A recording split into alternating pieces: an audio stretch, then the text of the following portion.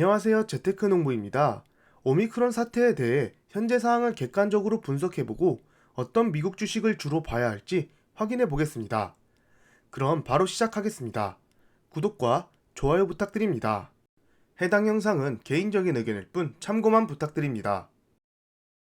어제 시장은 정말 오랜만에 보는 큰 하락장이었습니다. 제가 커뮤니티 게시판에 올려드린 것처럼 누 바이러스, 현재는 명칭이 바뀌어서 오미크론 바이러스 때문에 코로나 재확산 우려가 퍼지면서 시장이 폭락했습니다.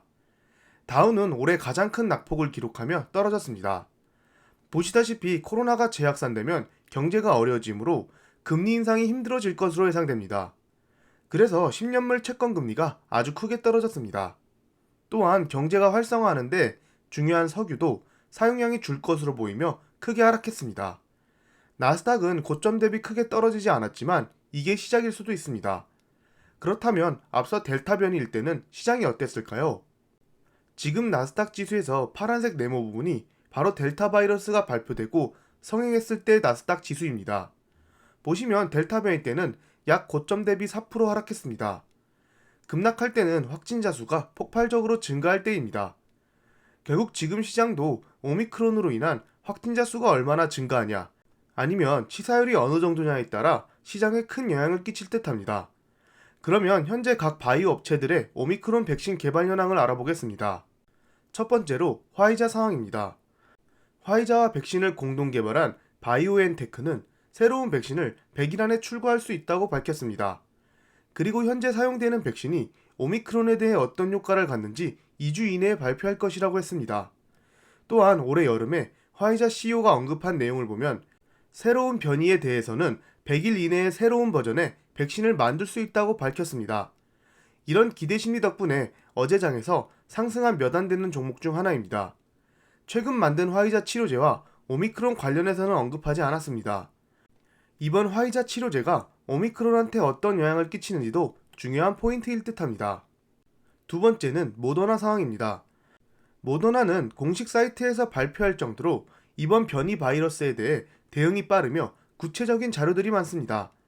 최근 3분기 실적 악화로 급락하긴 했지만 다시 한번 매출이 급상승할 수 있는 기회를 잡았기에 주가가 훨씬 더 많이 오른 듯합니다. 공통적으로 화이자와 모더나 백신의 특징은 이러한 변이에 대해 이미 대처할 준비를 해놨다는 것입니다. 만약 이 두 회사 중 어느 한 회사가 좋은 소식을 발표하면 나스닥은 다시 급등할 확률이 있습니다.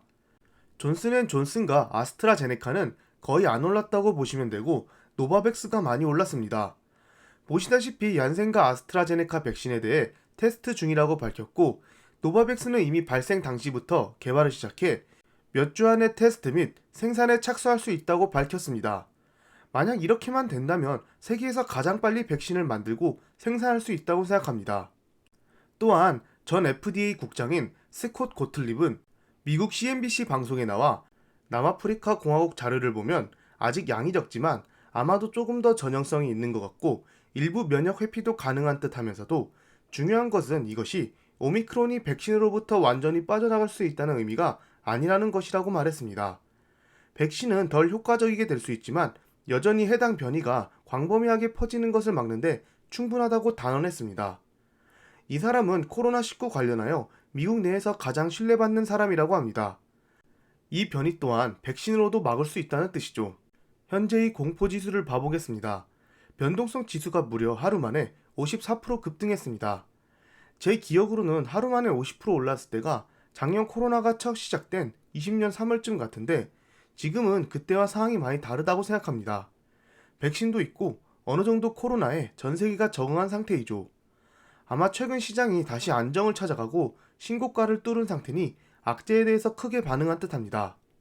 피어 앤 그리드 수치도 저번보다 무려 30 이상 떨어지면서 공포를 가리키고 있습니다. 공포 지수가 이렇게 급격히 상승하는 이유는 바로 예상치 못한 악재이기 때문입니다. 최근에 있었던 10월 조정장에는 이미 예상되는 악재들이 많이 나왔습니다. 그렇기에 공포 지수도 천천히 떨어지며 조정을 받았지만 지금은 아무도 예상하지 못한 악재입니다. 이런 급락장은 반대로 급상승할 수 있는 시장이기도 합니다. 코로나 말고도 현재 러시아와 우크라이나 전쟁 이슈, 미국과 중국의 갈등 및 베이징 올림픽 보이콧 이슈, 미국 부채 한도 협상 등 지금 상황에 기름을 부을 만한 뉴스들이 많이 있습니다. 그렇기에 항상 여러 뉴스들을 종합적으로 보고 잘 분석해야 할 듯합니다. 그렇다면 이 오미크론이 심해지면 어떻게 될까요? 제 개인적으로는 바로 이 상황이 나올 듯합니다. 현재 페드는 30년간 가장 가파르게 상승한 물가를 잡기 위해 조기 테이퍼링에다가 조기 금리 인상까지 대두되고 있는 상황입니다. 그런 상황에서 오미크론으로 인해 경제가 다시 어려워지고 봉쇄가 된다면 유동성을 줄이는 정책들을 빨리 펼칠 수가 없습니다. 그렇기에 시장은 미리 반응하여 10년물 채권금리가 무려 10% 가까이 하락했습니다. 그렇다면 이런 상황에서 어떤 종목을 유심히 봐야 할까요? 전체적인 산업별로 구분해 보겠습니다. 먼저 빅테크 쪽을 봐보겠습니다. 크게 4가지 종목을 선정해 봤습니다. 마이크로소프트, 구글, 아마존, 애플입니다. 저는 이 4개 종목이 모두 금리 인상 연기에 수혜를 받을 것으로 보이나 공급망 이슈까지 관련하면 마이크로소프트와 구글이 훨씬 좋은 듯 합니다. 아마존과 애플 모두 이번 3분기 실적 발표 후 하락했는데 그 이유가 공급망 때문에 3분기 실적이 안 좋고 4분기 가이던스도 좋지 않았기 때문입니다. 하지만 마이크로소프트와 구글은 그런 것과 상관없이 실적이 잘 나왔고 향후 가이던스도 높게 나왔습니다. 물론 당연히 공급망도 해결될 것이고 아마존과 애플도 더 높이 상승할 것으로 보이나 마소와 구글은 오미크론 이슈에도 크게 하락하지 않을 것으로 보이며 회복 또한 아마존과 애플에 비해 더 빨리 상승할 것으로 보입니다. 그 다음은 반도체 섹터입니다. 현재 반도체 섹터가 하락하는 가장 큰 이유는 바로 공급망 이슈가 심해질 것으로 우려되기 때문입니다. 최근에 어플라이드도 실적 발표 당시 하락했는데 그 이유가 바로 공급망 이슈로 매출이 낮게 나왔기 때문입니다. 그렇기에 현재 반도체 전체 종목들이 선반영돼서 하락하고 있습니다. 하지만 오미크론으로 인한 봉쇄 조치는 오히려 전자장비의 수요를 증가시킬 수 있다고 생각합니다. 그러면 반도체 회사의 추가적인 매출이 가능하다고 봅니다. 아니면 추가 매출까지는 아니더라도 오미크론 발생 전 예상되는 매출 수요를 어느 정도 맞출 수 있다고 생각합니다. 결국 반도체 업체들은 위드 코로나가 되고 공급망이 해결된다면 그동안 생산하지 못한 반도체 제품 공급과 오미크론으로 인한 수혜를 받아 더 높은 매출이 가능하다고 보입니다. 단기적인 악재로 주가가 하락 중이며 기업의 가치는 전혀 변화가 없습니다. 미래에는 반도체 장비와 수요가 더 증가할 것은 누구나 아는 사실이고 현재 반도체 섹터의 하락은 좋은 기업을 매수하는 찬스가 될 듯합니다. 그러면 개인적으로 생각한 반도체 기업들을 한번 소개해 드리겠습니다. 파란색 네모가 제가 개인적으로 분석했을 때 좋아 보이는 기업들입니다. 많은 반도체 기업들을 전부 분석하지 않았기에 몇 개만 분석했을 때 괜찮아 보이는 기업들입니다. 마이크론도 충분히 좋아 보이지만 최근에 급등했기에 조금 더 떨어지면 추매해 볼만 할 듯합니다. 엔비디아는 당연히 좋아 보이고 퀄컴은 공급망 이슈가 심할 때도 실적에 문제가 없었는데 이번에도 큰 타격이 없을 듯합니다. AMD도 단기 하락으로 보이고 반도체 장비 회사들은 어차피 계약한 장비들을 납품하기 때문에 나중에 실적이 몰아서 나올 듯합니다. 개별주를 고르기 힘드신 분들은 반도체 섹터 ETF인 SOXX도 좋을 듯합니다.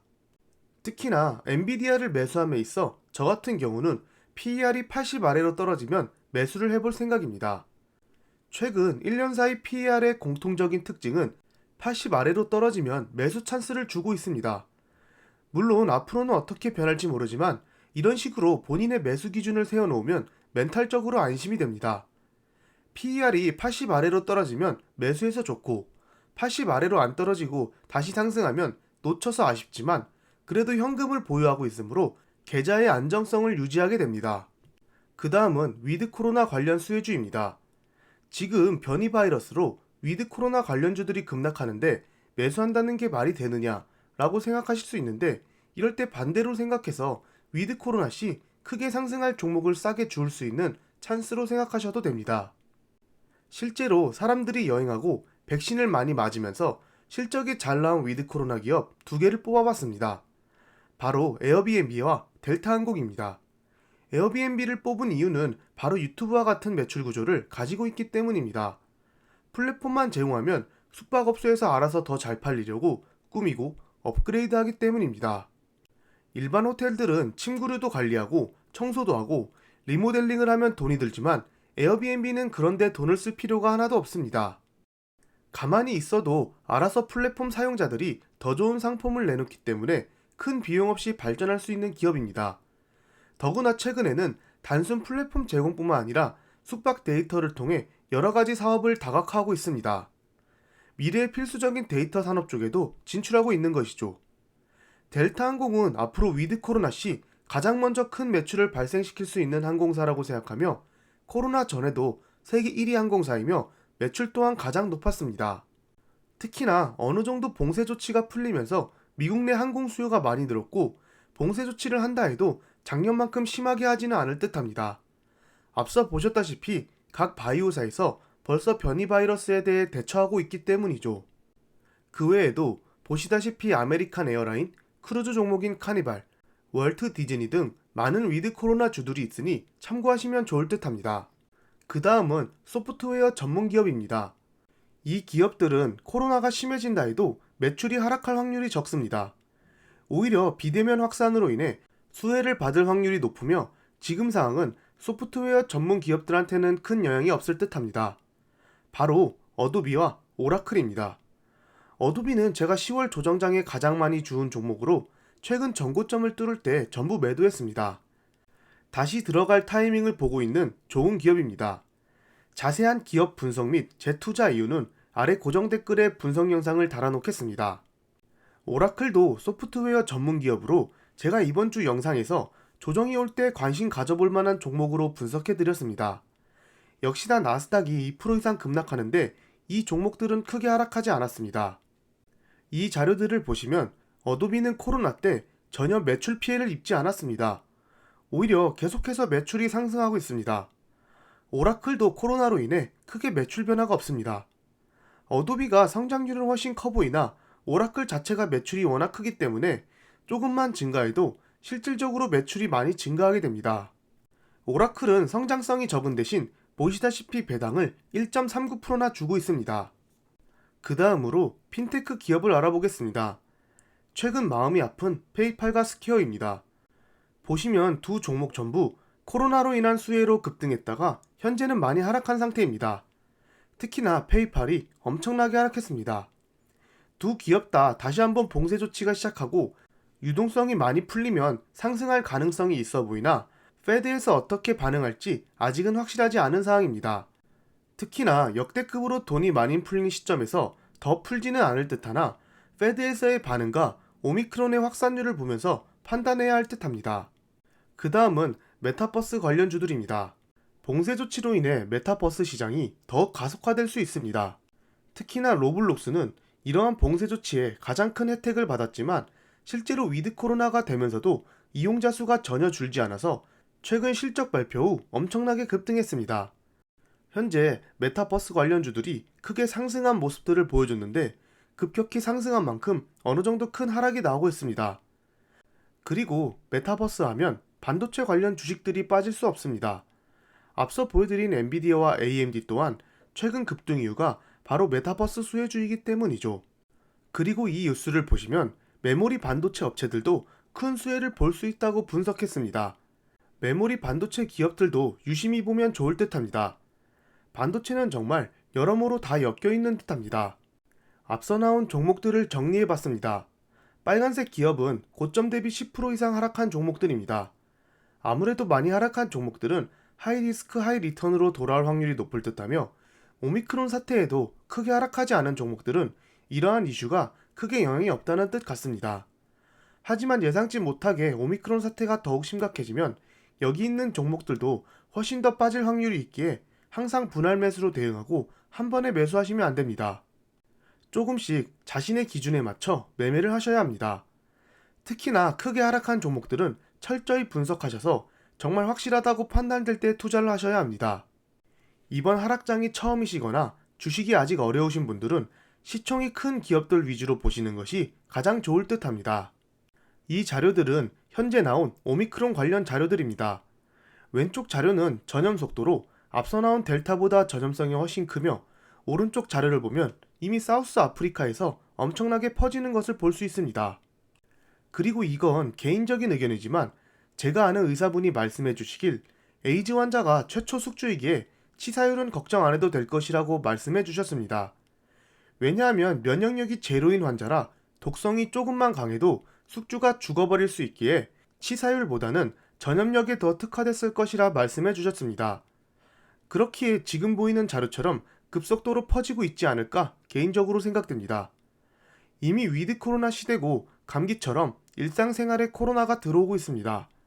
치사율만 낮게 발표되고 백신들도 금방 개발된다면 위드 코로나를 오히려 더 앞당길 수 있다고 생각합니다. 이번 변이 바이러스만 잘 해결된다면 앞으로 어떤 변이가 나와도 시장은 크게 흔들리지 않을 것으로 보입니다. 오미크론으로 인해 앞으로 발생할 것 같은 이슈들은 일단 치사율과 백신 개발 여부, 각 국가들의 전면 봉쇄 조치, 경기 위축으로 인한 디플레이션, 페드의 행보 정도로 보입니다. 각 이슈들에 맞춰 대응하는 것이 가장 좋을 것으로 보입니다. 유수들은 계속 공포를 외치고 있는데 지금까지 우리는 어떤 역경도 이기고 발전해 왔습니다. 공포를 즐기는 자가 현재의 시장을 좀 더 객관적이며 이성적으로 다가갈 수 있다고 생각합니다. 주말 동안 어느 정도 투자 전략을 고민해 보시고 차주에 나오는 뉴스나 주가의 방향성에 따라 대응하시면 좋을 듯 합니다. 저 또한 주요 소식이나 특정 종목들에 대한 소식들을 계속 전달해 드릴 테니 우리 모두 힘을 내서 이번 위기도 이겨냈으면 좋겠습니다. 최근에 있었던 9월, 10월 조정장이 이제는 기억이 안 나는 것처럼 오미크론도 결국 한순간의 작은 골짜기로 기억에 남길 바라며 남은 주말 즐겁게 보내시길 바랍니다. 절대 투자 추천 영상이 아닌 개인적인 의견이니 참고만 부탁드립니다. 지금까지 제 영상을 봐주셔서 감사합니다. 구독과 좋아요 부탁드립니다.